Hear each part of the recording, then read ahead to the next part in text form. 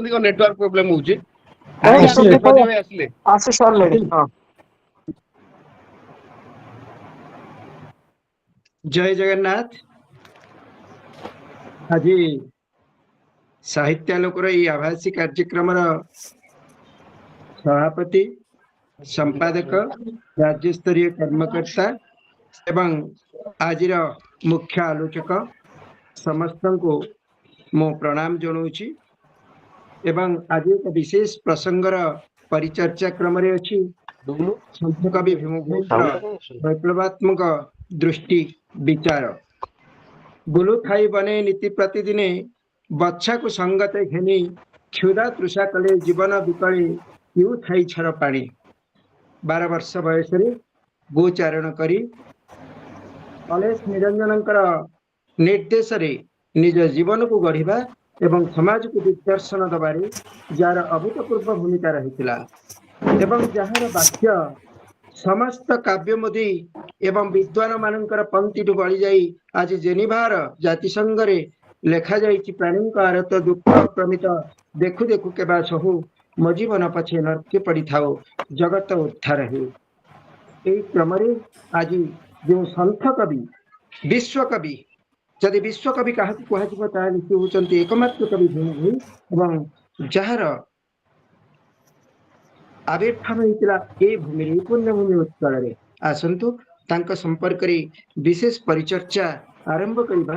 आज मुख्य वक्ता आलोचक परिचर्चार आकर्षण केन्द्रबिंदु तांका संपर्क रे विधिवत भाव में परिचय प्रदान करने आमर अति आपणार साहित्य लोकर मुख्य श्रीजुक्त शंकरषण शतपथी सार को मु अनुरोध करुछि। सार ओम ओम ओम अलेख महिमा शरणम। आज आभासी कार्यक्रम स्वामी विवेकानंद द्वारा आयोजित साहित्य लोकर विशेष परिचर्चार तृतीय नंबर उपस्थित मोर समस्त भाई भणी माने विशेष भाव में आज एक पवित्र मास पवित्र दिन तेणु ये पवित्र कार्तिक मास एवं आज हूँ एकादशी एकादशी तिथि आज आमर आलोचना भितर आम रखीचे आमर विशेष अध्यापक होती रमेश चंद्र साहू रमेश चंद्र साहू विशेष अवसर प्राप्त अध्यापक आम लोक संसदर ढेंकानाल साहित्य लोक सी अध्यक्ष अच्छे मुख्य अच्छा चाकरी आरंभ होती 20/8/1986 मसीह ओडिया विभाग अध्यक्ष 2021 से अवसर ग्रहण कर विशिष्ट कवि प्रबंधिक हिसाब से सुनाम रही तेणु कविता हिसाब ग्रंथ हिसाब से लिखिं बैरागी बाघ भिन्न एक अवधूत सत्यवती एवं अथच से आसुन परवर्ती एक प्रकाशित प्रबंध पुस्तक हूँ ओडिशार धर्म संस्कृति साहित्य श्री जगन्नाथ ओडिशार सर्वबृहत पुस्तक माला राजधानी भुवनेश्वर ठारे 2024 श्रेष्ठ प्रबंध पुस्तक प्रकाश पुरस्कार पाई अनेक साहित्यिक पत्रिकार लेखा प्रकाशित होती तेणु आज पवित्र दिवस आपण मानक विशेष भाव में आमर विषय उपर आमर प्रतिभा विशेष आलोचना कर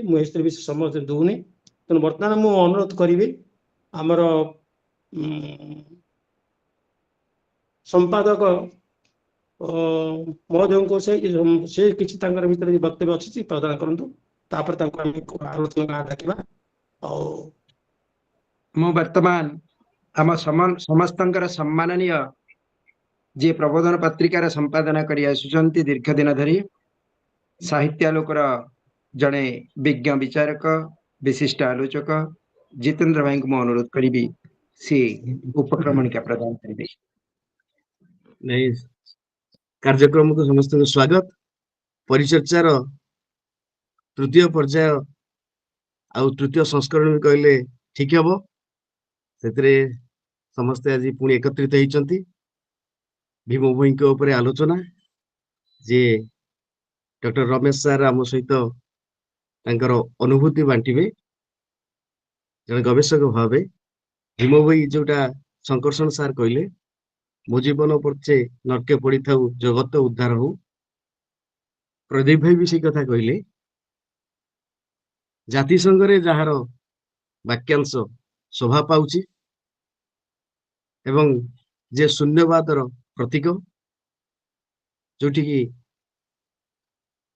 प्रतिमा नुहे प्रतिभा पूजा करा जाए से होचंती भीम भोई की पूजा करा जाई पारे तांको ऊपर आज आलोचना एवं भीम भोई दृष्टि रे शून्यवाद एवं साहित्य किभଳି प्रतिफलित होईछि से विषय रे आमे विशिष्ट वक्ता पाखर शुणा एवं आह्लादित हेबा एबे मु प्रदीप भाई को अनुरोध करी से कार्यक्रम को आगे नेबे। धन्यवाद भाई शंकरषण सारंकर उद्बोधता और आपणकर उपक्रमणिका पर सीधा सड़क आम जा आज विज्ञ आलोचक आम परिचय मान परिचर्चार जी आकर्षण डॉक्टर रमेश चंद्र साहू महोदय को जे जड़े विद्वान जड़े लेखक एवं भीम भोई साहित्यर जड़े मुग्ध आलोचक से क्रम आसतु आम सीधा सड़क आज्ञा मोहर शुणा भीम भोईंकर जीवन चर्चा वैप्लविक दृष्टिभंगी एवं मनुष्य जाति वार्ता मु अनुरोध करुच्ची प्रोफेसर को से आलोचना आरंभ करेंगे सर।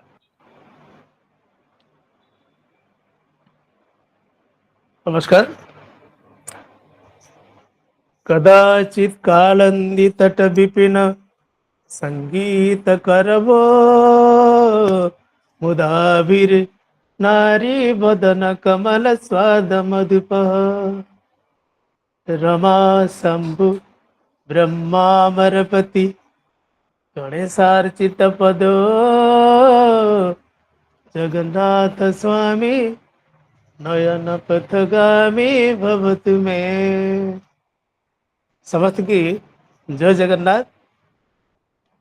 आज साहित्यालोकर आभासी कार्यक्रम रे सभापतित्व करथिबा समस्तंकर सम्मानास्पद श्रीयुक्त शंकरषण शतपथी महोदय साहित्यालोकर आम समग्र ओडिशार मुख्य चित्तरंजन साहब संयोजक डॉक्टर प्रदीप मिश्र महोदय एवं आभासी कार्यक्रम में उपस्थित रही मते प्रोत्साह प्रदान करुथिबा विद्वान मंडली आपण मानकु सादर प्रणाम जनाऊँच। आज गोटे विशेष दिन जे भीम भोई जो श्रुति चिंतामणि रचना करथिले तार आज शतवार्षिक उत्सव पालन करा जाउछि। से स्तुति चिंतामणि की 100 वर्ष पूरी चाहिए एटा गोटे संयोग जे आपण माने मते अनुग्रह करके सुजोग देइचंती जे एमिति एक अवसर रे भीम भोई के संपर्क रे दीपद कहिबा पई मैं जानी आपण मान मोटू अधिकार जानी चंती जहाँ जानी से परिवेशन करने को चेष्टा करी। मो प्रबंधर शीर्षक होची भीम भोई श्रेष्ठा मानस और विप्लवर परिभाषा। मु शून्यवाद कथा कहि नहीं। भीम भोई को मु जाने विप्लवी भाव में केमती देखी एटा मत कई कहते भीम भोई की कई विप्लवी कहते मुई कहूँ तो विप्लवी से कहीं कि विप्लव से करिसंती से संपर्क में मो आलोचना मु प्रस्तुत कर केंद्र रखी साहित्य पई विद्रोह बा विप्लव नुआ कथाटे नुहे।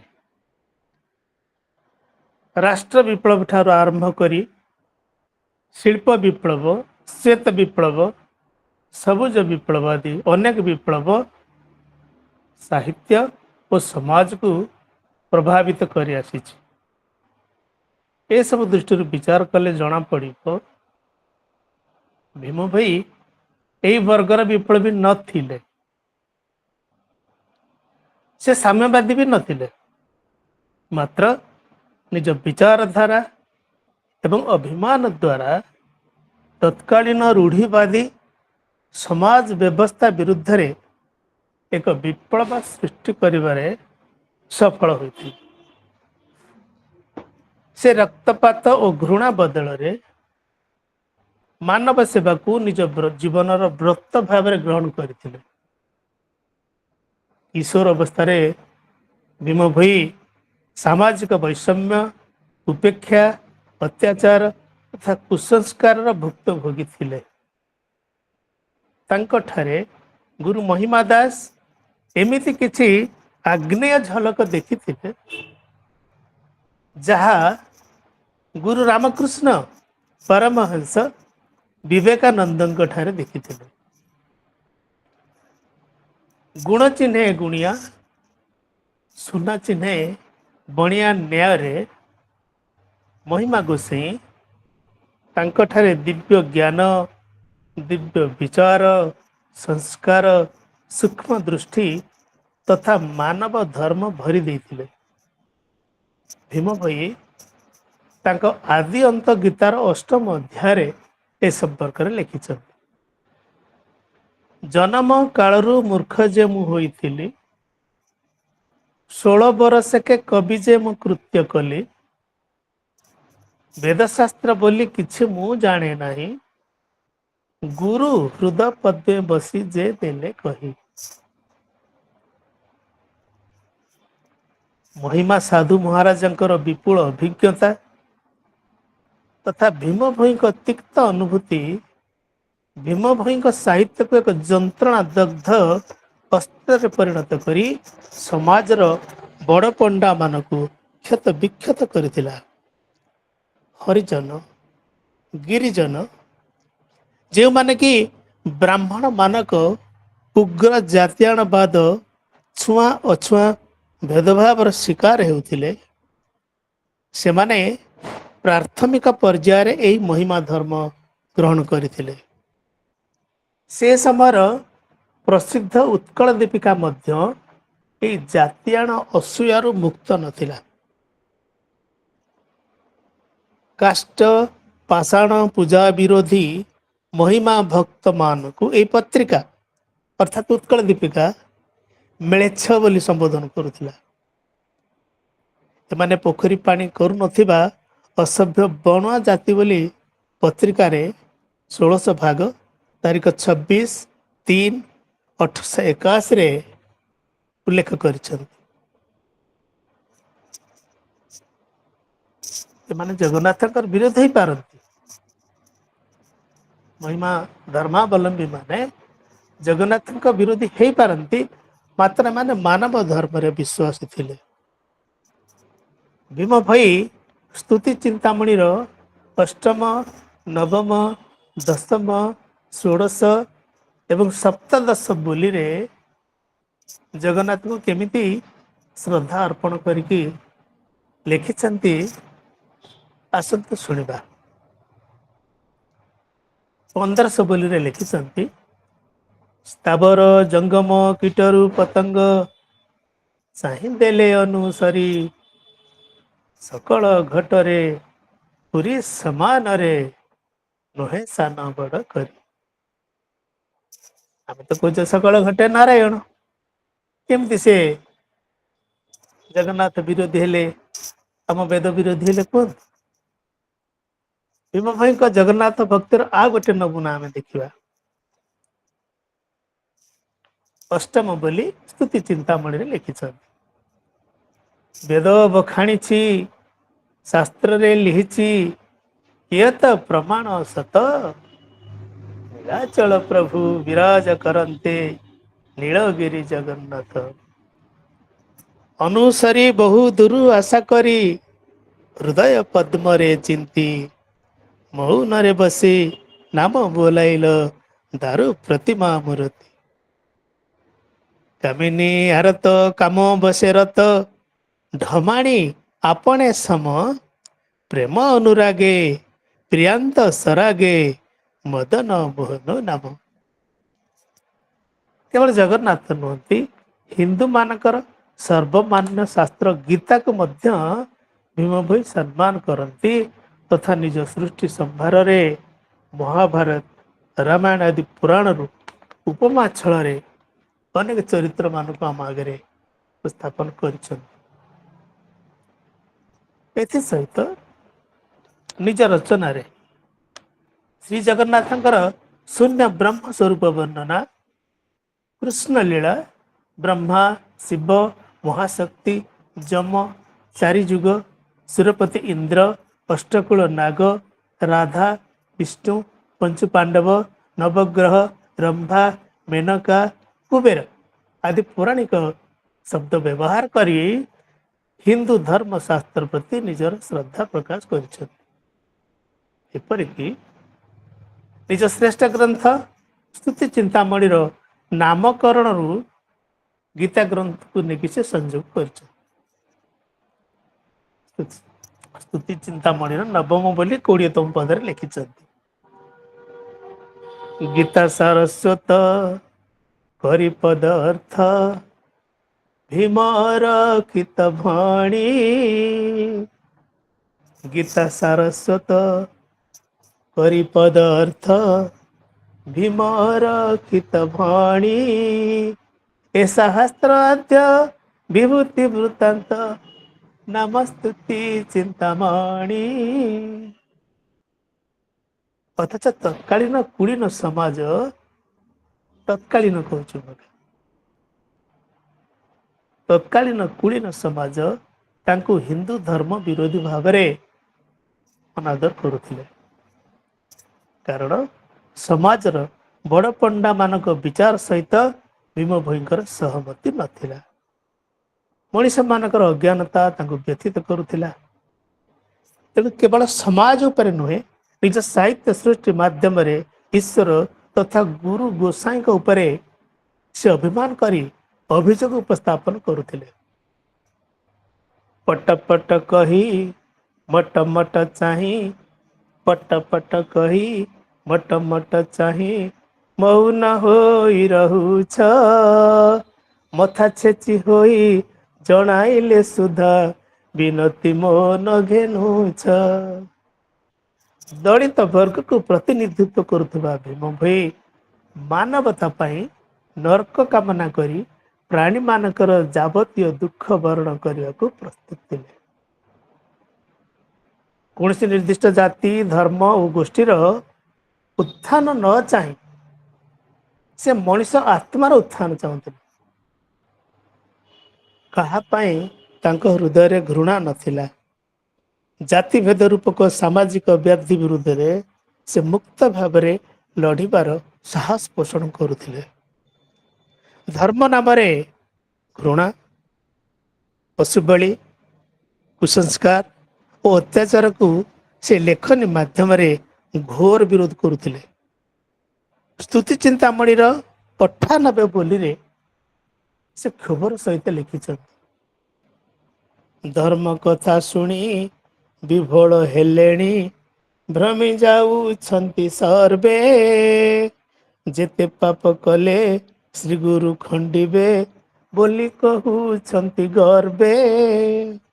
କାହାରି ହୃଦୟରେ ତତ୍ଵଜ୍ଞାନ ନାହିଁ, ମୂଢ଼ ଜ୍ଞାନ ସବୁ ସିନା, ପ୍ରାଣୀର ହୃଦୟ ପ୍ରକୃତି ବିଷୟ, ଏବେ ପଡୁଅଛି ଜଣା। ଜଣେ ହିନ୍ଦୁ ମନରେ ଯେତେବେଳେ କୌଣସି ଧର୍ମ ସଂଶୟ ଆସେ, ସେତେବେଳେ ସେ ଶ୍ରୀମଦ୍ ଭାଗବତ ଗୀତାକୁ ଚାହେଁ। ସେଇଥିରୁ ସେ ସମାଧାନର ସୂତ୍ର ପାଇଥାଏ। ସଂକଟ ଓ ସଂଶୟ, ସଂକଟ ଓ ସଂଶୟ କାହିଁକି ଆସେ? କାହିଁକି ଆସେ? ଯେତେବେଳେ ମଣିଷ କାମ, କ୍ରୋଧ, ଲୋଭ, ମୋହ ଆଦି ଆସୁରିକ ଶକ୍ତିର କବଳିତ ହୁଏ, ସେତେବେଳେ ସଂକଟ ଆସେ। ସ୍ନେହ, କ୍ଷମା, ଦୟାର ଅଧୀନ ହେଲେ ଜୀବନରୁ ସଂକଟ ଚାଲିଯାଏ। ଗୀତାର 18ଟି ଅଧ୍ୟାୟ ଜୀବନ ପାଇଁ 18ଟି ମାର୍ଗ, 18ଟି କଳା କୌଶଳ महिमा धर्मावलंबी भीम भई रचना सब गीता परी पवित्र एवं महत्वपूर्ण। आज भीम भई ओडिशार गर्व और गौरव पलटि जाइछन्ति।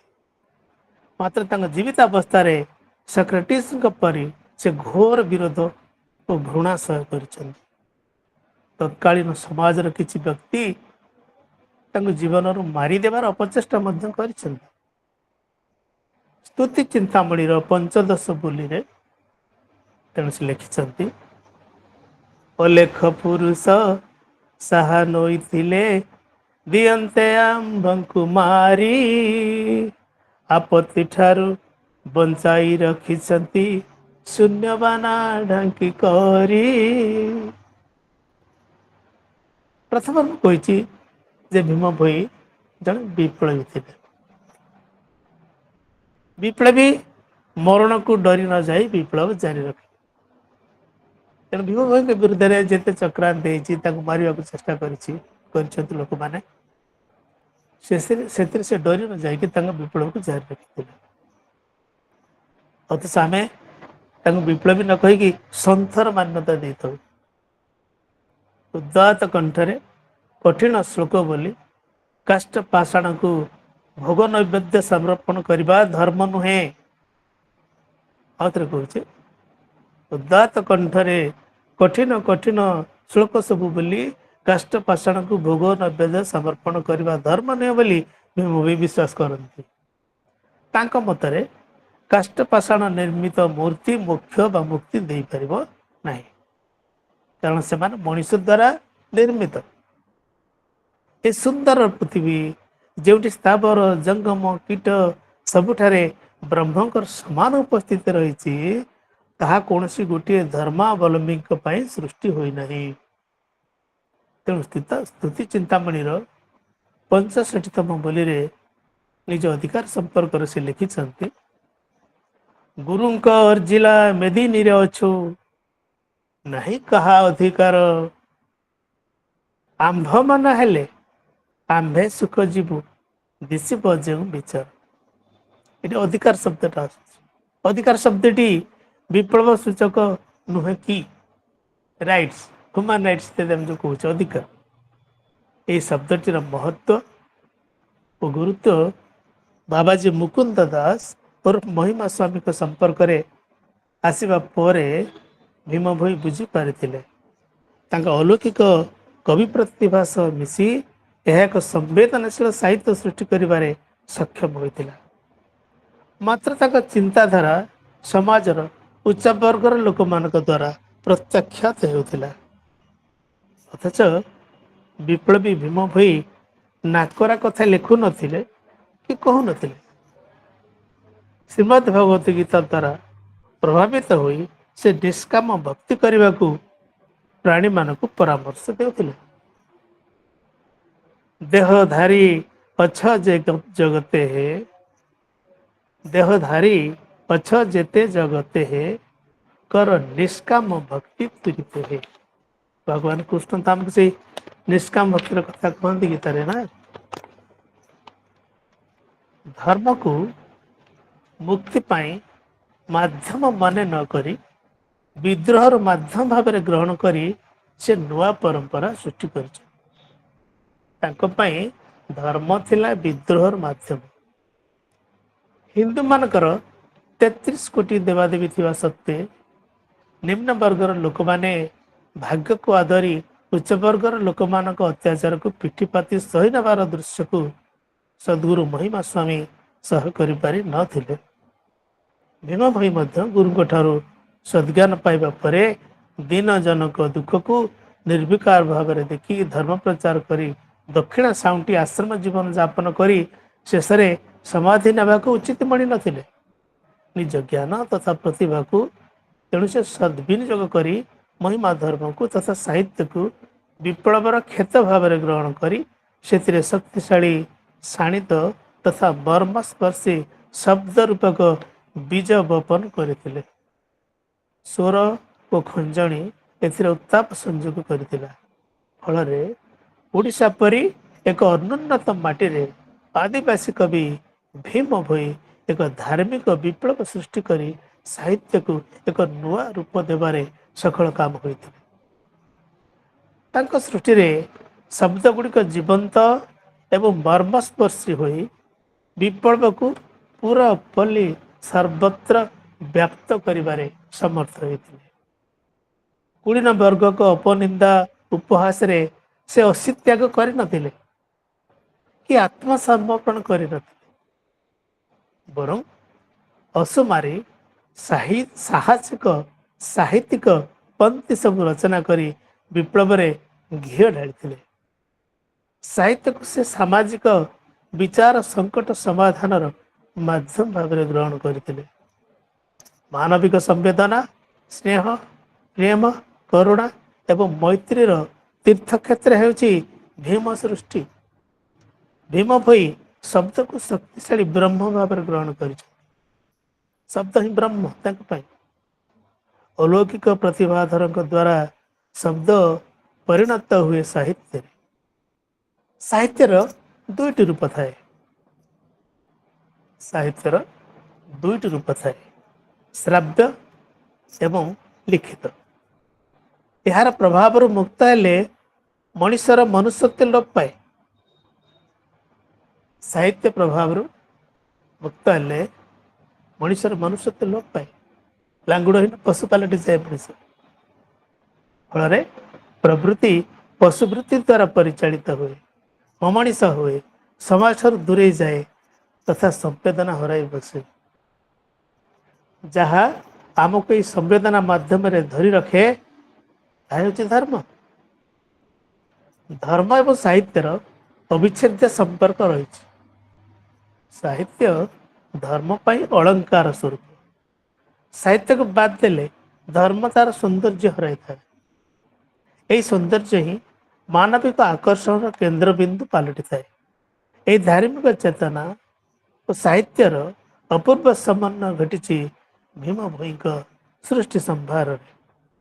ଈଶ୍ୱରଙ୍କର ଭେଦଭାବ ନାହିଁ। ଈଶ୍ୱରଙ୍କର ଭେଦଭାବ ନାହିଁ, ଅଥଚ ଅଜ୍ଞାନୀ ମଣିଷମାନେ ଭେଦଭାବ ସୃଷ୍ଟି କରି ସାମାଜିକ ବୈଷମ୍ୟର ପ୍ରାଚୀର ସୃଷ୍ଟି କରିଥାନ୍ତି ବୋଲି ଭୀମ ଭୋଇ ଲେଖିଛନ୍ତି। ନିର୍ବେଦ ପୁରୁଷ ବୋଲି ଜାଣା ନାହିଁ, ଲଗାଇ ଅଛନ୍ତି ବେଦ। ଅଣ ଅକ୍ଷରକୁ ଅଣାକାର ନାମ, କାହୁଁ ଜାଣିବେ ସେ ଭେଦ। ସେ ମହାବ୍ରହ୍ମର ଅଶେଷ ମହିମା, ଶେଷ କରି ନୁହେଁ କହି। କହେ ଭୀମ ବନ୍ଧ, କହେ ଭୀମ କନ୍ଦ, ଭକ୍ତ ଭେଦ ବନ୍ଧ ଅନୁସରି ଅଛି ଧ୍ୟାଇ। ମହର୍ଷି ଦୟାନନ୍ଦଙ୍କ ମତରେ ଈଶ୍ୱର ହେଉଛନ୍ତି କବି। ଗୀତାରେ ବି ଭଗବାନ କହୁଛନ୍ତି କବି ନା ମୁସନା କବି। ମୁସନା ଅର୍ଥ ଶୁକ୍ର, ସେ କବିମାନଙ୍କ ମଧ୍ୟରେ ଶୁକ୍ର। ମହର୍ଷି ଦୟାନନ୍ଦଙ୍କ ମଧ୍ୟରେ ଈଶ୍ୱର ହେଉଛନ୍ତି କବି। ଆଚାର୍ଯ୍ୟ ୟସ୍କ ସେ କହୁଛନ୍ତି ଈଶ୍ୱର କ୍ରାନ୍ତିଦର୍ଶୀ, ସର୍ବଜ୍ଞ, ବିଚାରଶୀଳ ଓ ନ୍ୟାୟକାରୀ। ତେଣୁ ବ୍ୟାଖ୍ୟାକାରଙ୍କ ମତରେ ସେ କବି। ସେ ମହାକବିଙ୍କ ସମ୍ପର୍କରେ ଅଥର୍ବ ବେଦରେ କୁହାଯାଇଛି, ଦେବସ୍ୟ ପଶ୍ୟ କାବ୍ୟଂ ନ ମମାର ନ ଜିର୍ଜାତି। ଅର୍ଥାତ୍ ପରମାତ୍ମାଙ୍କର ସେହି ମହାକାବ୍ୟ ଯାହା କେବେ ହେଲେ ମରେ ନାହିଁ ଓ ଜୀର୍ଣ୍ଣ ମଧ୍ୟ ହୁଏ ନାହିଁ। ସେ କାବ୍ୟରେ ଦୁଇଟି ପୃଷ୍ଠା, ଅଜ୍ଞତ ଅର୍ଥାତ୍ ଜଗତ ଏବଂ ଅନ୍ୟଟି ହେଲା ପଦାର୍ଥ। ପୁଣି କେନ ଉପନିଷଦ କହୁଛି, ଯସ୍ୟ ଅମତଂ ମତଂ ତସ୍ୟ ମତଂ ଯସ୍ୟ ନ ବେଦ ସହ। ଯସ୍ୟ ଅମତଂ ମତଂ ଯସ୍ୟ ମତଂ ଯସ୍ୟ ନ ବେଦ ସହ। ଅର୍ଥାତ୍ ଯେ କହେ ମୁଁ ଜାଣି ନାହିଁ। ଇଣ୍ଟରେଷ୍ଟିଂ କଥା ଶୁଣନ୍ତୁ, ବେଦ କ'ଣ କହୁଛି, କେନ ଉପନିଷଦ କ'ଣ କହୁଛି? ଅର୍ଥାତ୍ ଯେ କହେ ମୁଁ ଜାଣି ନାହିଁ, ସେ ଜାଣିଛି। ଯିଏ କହେ ମୁଁ ଜାଣିଛି, ସେ କିଛି ଜାଣେ ନାହିଁ। ଯିଏ ଅଜ୍ଞାନୀ ଅଟେ, ସେ ଜ୍ଞାନ ପାଇବା ନିମନ୍ତେ ସଦା ସର୍ବଦା ଉଦ୍ୟତ ରହିଥାଏ। କାରଣ ସେ ଭାବେ ମୁଁ କିଛି ଜାଣି ନାହିଁ। ଶ୍ରଦ୍ଧାବାନ ଲୋକ ତ ଜ୍ଞାନ, ଗୀତା ବି କହୁଛି ଆମକୁ। ଏକାଦଶ ଶତାବ୍ଦୀର ନିମ୍ବାର୍କ କହିଥିଲେ, ନ ଜାତି କାରଣଂ ଲୋକେ ଗୁଣା କଲ୍ୟାଣ ହେତବ। ନ ଜାତି କାରଣଂ ଲୋକେ ଗୁଣା କଲ୍ୟାଣ ହେତବ। ଅର୍ଥାତ୍ ଜାତି ନୁହେଁ, ମାନବ ସମାଜର କଲ୍ୟାଣ ପାଇଁ ଗୁଣ ହିଁ ପ୍ରାଧାନ୍ୟ ଲାଭ କରିବା ଉଚିତ। ଏ ଗୁଣ ଯୋଗୁ ହିଁ ଭୀମ ଭୋଇଙ୍କୁ ଆମେ ସନ୍ଥର ମାନ୍ୟତା ଦେଇଥାନ୍ତି। ଭାଗବତ ଟୁଙ୍ଗିରେ ଜଗନ୍ନାଥ ଦାସଙ୍କର ଗ୍ରନ୍ଥ ପରି ମହିମା ଟୁଙ୍ଗିରେ ଭୀମ ଭୋଇଙ୍କ ସ୍ତୁତି, ଚିନ୍ତାମଣି, ଭଜନ ଓ ଚଉତିସା ପୂଜା ପାଇଁ ଭକ୍ତମାନଙ୍କ ହୃଦୟରେ ଗୁଞ୍ଜିତ ବି ହେଇଥାଏ। ଜୀବନ ପାଇଁ ଦୁଇଟି ମାର୍ଗ ଅଛି, ଗୋଟିଏ ହେଲା ଭୌତିକ ବା ଭୋଗ ମାର୍ଗ, ଯାହା ସମସ୍ତଙ୍କର ପ୍ରିୟ। ଅନ୍ୟ ମାର୍ଗଟି ଆଧ୍ୟାତ୍ମବାଦ, ଯାହାକି କଣ୍ଟକିତ। ତାହା ସମସ୍ତଙ୍କ ପାଇଁ ତାହା ସମସ୍ତଙ୍କ ପାଇଁ ଆକର୍ଷଣୀୟ ନୁହେଁ। ସାଂସାରିକ ସୁଖ କ୍ଷଣିକ, ଆଧ୍ୟାତ୍ମିକ ଭୂମା ବା ବ୍ରହ୍ମାନୁଭୂତି ଶାଶ୍ୱତ ଅଟେ। ଭୋଗ ମାର୍ଗ ଛାଡ଼ି ଏ ଶାଶ୍ୱତ ମାର୍ଗରେ ଆସିବା ଭୀମ ଭୋଇ ତାଙ୍କ କବିତା ମାନଙ୍କରେ ଆହ୍ୱାନ ଦେଇଛନ୍ତି। ତେଣୁ ତାଙ୍କ କବିତାରେ ଗଣ ଚେତନାର ସ୍ୱର ତୀବ୍ର ଭାବରେ ଅନୁଭବ କରିହୁଏ। ଯାହାକୁ ଆମେ ବିଦ୍ୟା କହନ୍ତି, ତାହା ଭୌତିକ ବିଜ୍ଞାନ ଉପରେ ଆଧାରିତ। ଏହା ମାଧ୍ୟମରେ ଆମକୁ ଭୋଗ, ସୁଖ, ଖ୍ୟାତି, ଚାକିରି, ସାମାଜିକ ପ୍ରତିଷ୍ଠା ମିଳିଥାଏ। ମାତ୍ର ଆଧ୍ୟାତ୍ମିକ ଦୃଷ୍ଟିରେ ଏହା ଅବିଦ୍ୟା, ଯାହାଦ୍ୱାରା ଆତ୍ମଜ୍ଞାନ ପ୍ରାପ୍ତ ହୁଏ, ଶରୀର ମୋହ ଦୂର ହୁଏ, ବିଷୟ ସୁଖ ବିଷ ପରି ଲାଗେ, ମନୁଷ୍ୟର ରୂପାନ୍ତରଣ ହୋଇଯାଏ, ମଣିଷ ଅତି ମାନବ ସ୍ତରକୁ ଉତ୍ତୀର୍ଣ୍ଣ ହୁଏ। ତାହା ହିଁ ବିଦ୍ୟା, ସା ବିଦ୍ୟା ଯା ବିମୁକ୍ତାୟ। ଭୀମ ଭୋଇ ଏହି ବିଦ୍ୟା ପ୍ରାପ୍ତି ପାଇଁ ସାଧନାରତ ଥିଲେ। ଏହି ଜ୍ଞାନ ପଥରେ ଅଗ୍ରସର ହେବା ପାଇଁ ମହିମା ଧର୍ମ ଅନୁଗାମୀ ମାନଙ୍କୁ ନିଜ ରଚନା ମାଧ୍ୟମରେ ସେ ପରାମର୍ଶ ଦେଉଥିଲେ। ସେ ନିଜେ ଭୋଗିଥିବା ଦୁଃଖ, ଯନ୍ତ୍ରଣା, ଉପେକ୍ଷା ଓ ଉପମାନ କାହାକୁ ନ ମିଳୁ ବୋଲି ସେ ମହିମା ସ୍ୱାମୀଙ୍କୁ ପ୍ରାର୍ଥନା କରୁଥିଲେ। ଇନ୍ଦ୍ର ଗୁଡ଼ିକର ସୁଖ କାମନା ପ୍ରେରଣା ଆଧ୍ୟାତ୍ମ ଅନୁଭୂତିକୁ ମୁହଁ ଘୋଡ଼ାଇ ରଖିଛି ବୋଲି ବେଦ କହେ। ହିରଣ୍ୟୟନ ପାତ୍ରେଣ ସତ୍ୟ ସ୍ଥାପି ହିତଂ ମୁଖଂ ତତ୍ତ ପୁରୁଷନ୍ମା ବୃଣୁ ସତ୍ୟଂ ଧର୍ମାୟ ଦୃଷ୍ଟେ। ଉପନିଷଦ କହୁଛ, ଅର୍ଥାତ୍ ହେ ପରମେଶ୍ୱର ପ୍ରଭୁ, ସଂସାର ସୁବର୍ଣ୍ଣମୟ ଚାକଚକ୍ୟରେ ସତ୍ୟର ମୁଖ ଆଚ୍ଛାଦିତ ହୋଇ ରହିଛି। ଏହି ସତ୍ୟ ଧର୍ମର ଦର୍ଶନ ପାଇଁ ଆପଣ ସତ୍ୟ ଉପରେ ଢଙ୍କା ହେଇଥିବା ସେ ଆବର୍ତ୍ତନକୁ ହଟାଇ ନିଅନ୍ତୁ। ସେଇଥିପାଇଁ ମୋତେ ଶକ୍ତି ଏବଂ ଆତ୍ମବଳ ପ୍ରଦାନ କରନ୍ତୁ। ଭୀମ ଭୋଇ ବେଦର ଏହି ବାଣୀକୁ ପାଳନ କରିବାକୁ ନିଜ ଜୀବନ ଓ ସାହିତ୍ୟକୁ ସମର୍ପଣ କରିଦେଇଥିଲେ। ସେ ଜାଣିଥିଲେ ମଣିଷର ମନ ଅଦ୍ଭୁତ, ତାର ଦୃଷ୍ଟି ରମଣୀୟ ପଦାର୍ଥ ପ୍ରତି ଆକୃଷ୍ଟ ହୋଇ ସେଇଠାରେ ଅଟକିଯାଏ। ଏହି ପ୍ରବୃତ୍ତି ଆଧ୍ୟାତ୍ମିକ ସାଧନାର ପ୍ରତିବନ୍ଧକ ସାହାଯ୍ୟ। ପ୍ରକୃତିର ପ୍ରଲୋଭନରେ ପ୍ରଲୁବ୍ଧ ହେଲେ ମଣିଷ ଧର୍ମ ଏବଂ ସ୍ୱରୂପକୁ ଜାଣିପାରେ ନାହିଁ। ସତ୍ୟ ଦର୍ଶନରେ ସେ ସମର୍ଥ ହେଇପାରେ ନାହିଁ। ନିଜ ଜୀବନର ଏହି କଟୁ ଅନୁଭବକୁ ଭୀମ ଭୋଇ ଅଙ୍ଗେ ଅଙ୍ଗେ ନିଭେଇଛନ୍ତି। ଏବେ ଖାଲି ନିଭେଇ ନାହାନ୍ତି, ତାଙ୍କର ସମଗ୍ର ଅନୁଭୂତିକି, ତାଙ୍କର ଜ୍ଞାନକୁ ସଂସାର ଉଦ୍ଦେଶ୍ୟରେ କବିତା ମାଧ୍ୟମରେ ସମର୍ପଣ କରିଦେଇଛନ୍ତି। ଭର୍ତ୍ତୃହରିଙ୍କର ଗୋଟେ ଶ୍ଲୋକକୁ ଉଦ୍ଧାର କରିକି ମୋର ବକ୍ତବ୍ୟ ଶେଷ କରିବାକୁ ସମୟ ଆସୁଛି। ଭର୍ତ୍ତୃହରି ଲେଖିଥିଲେ, କେଉଁ ରାଣୀ ନ ଭୂଷୟନ୍ତି ପୁରୁଷଂ ହୀରା ନ ଚନ୍ଦ୍ରୋଜ୍ଜଳା ନ ସ୍ନାନଂ ନ ବିଲପାନଂ ନ କୁସୁମଂ ନାଳକୃତା ମୂର୍ଧଜା ବାଣେକ୍ୟ ସମଳଙ୍କରତି ପୁରୁଷଂ ୟା ସଂସ୍କୃତାର ଧାର୍ୟତେ ହୀୟନ୍ତେ ଖଳୁ ଭୂଷଣାନି ସତତଂ ବାଘଭୂଷଣ ଭୂଷଣ। ଅର୍ଥାତ୍ ଚନ୍ଦ୍ରମା ତୁଲ୍ୟ ଜାଜଲ୍ୟମାନ ହୋଇ ହୀରାମତିରେ ନିର୍ମିତ ଆଭୂଷିତ ଯାହା ହାତ ଏବଂ ଗଳାରେ ଧରିଥାନ୍ତି, ତାହା ମନୁଷ୍ୟକୁ ଶୋଭା ପାଏ ନାହିଁ। ସ୍ନାନ, ତେଲ, ଅତର, ସୁଗନ୍ଧିତ ପୁଷ୍ପ ବ୍ୟବହାର କରିଥିବା ସଜେଇଥିବା ମନୁଷ୍ୟକୁ ଭୂଷିତ କରେ ନାହିଁ। ମଣିଷର ପ୍ରକୃତ ଆଭୂଷଣ ହେଉଛି ଶୁଦ୍ଧ, ସରଳ, ସତ୍ୟ, ସୁମଧୁର ବାଣୀ। ଅନ୍ୟ ସମସ୍ତ ଅଳଙ୍କାର ଧୀରେ ଧୀରେ ନଷ୍ଟ ହେଇପାରେ, ମାତ୍ର ବାଣୀ ରୂପୀ ସତ୍ୟ ଆଭୂଷଣ ସଦାବେଳେ ଜାଜଲ୍ୟମାନ ହେଇକି ରହିଥାଏ।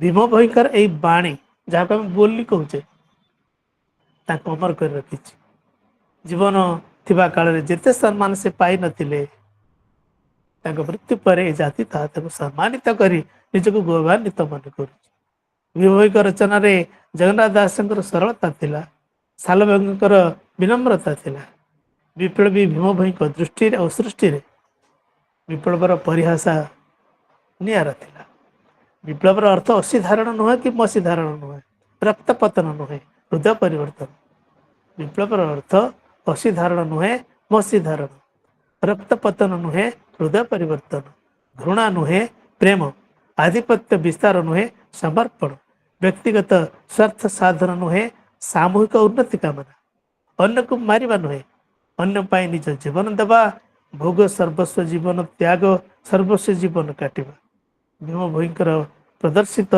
विप्लवर मार्ग रे महिमा धर्मावलंबी माने एबे मध्य चली शिक्षा दीक्षा पाई नथिबा जन दलित गंध संप्रदायर महामानव भीम भयंकर दूरदृष्टि तथा संग्राम करिवार अदमनीय प्रवृत्ति को लक्ष्य कले आमको बारंबार विस्मित हवा पड़ो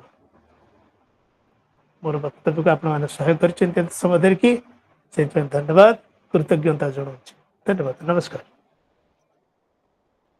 धन्यवाद सर अशेष कृतज्ञता आपण को एक भीति प्रबंध जरिया भीम भयंकर सारस्वत साधना संथ जीवन वार्ता एवं समाज को अग्रगामी करिबार जो विचार थिला जो वैप्लवात्मक दृष्टिभंगी ताको सुंदर भाव में आप उपस्थापन करिसेंती जेहेतु यह एक परिचर्चा साहित्यालोकर तेणु वर्तमान किसी प्रश्नोत्तर निश्चित भाव में आम